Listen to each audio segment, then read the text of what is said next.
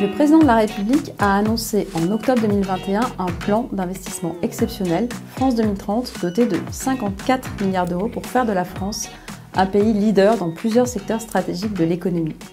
Dans ce plan France 2030, 1 milliard d'euros sont consacrés à l'innovation dans la culture sous toutes ses formes afin de produire et diffuser les contenus culturels de demain.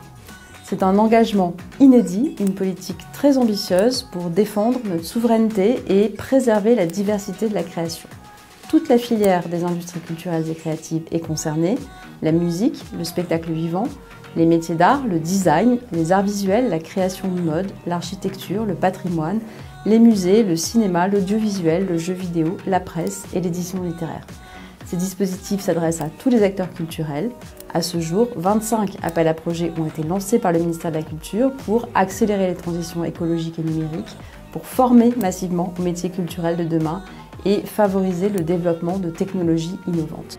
Plus de 1000 candidatures ont été reçues et 300 projets lauréats ont déjà été désignés dans 15 régions en France métropolitaine et en Outre-mer. Donc il s'agit de faire émerger les innovations qui vont nous permettre de continuer à valoriser notre patrimoine culturel et à soutenir notre création contemporaine.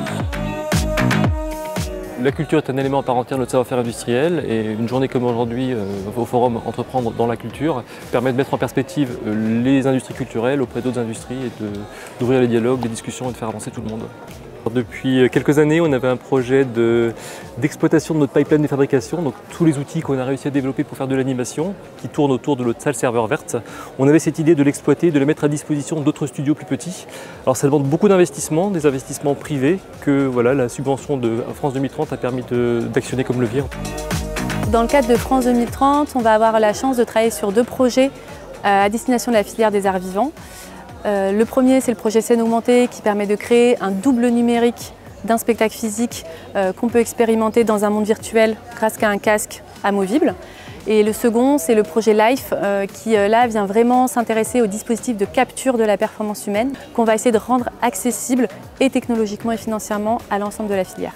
Très souvent, la partie technologique est très coûteuse et elle vient, on va dire, grignoter, l'argent qu'on peut dédier à la création artistique. L'intérêt des programmes France 2030 pour nous, il est double. Il est que d'une part, on va pouvoir avoir des moyens uniquement dédiés à la recherche et développement et à l'innovation technologique.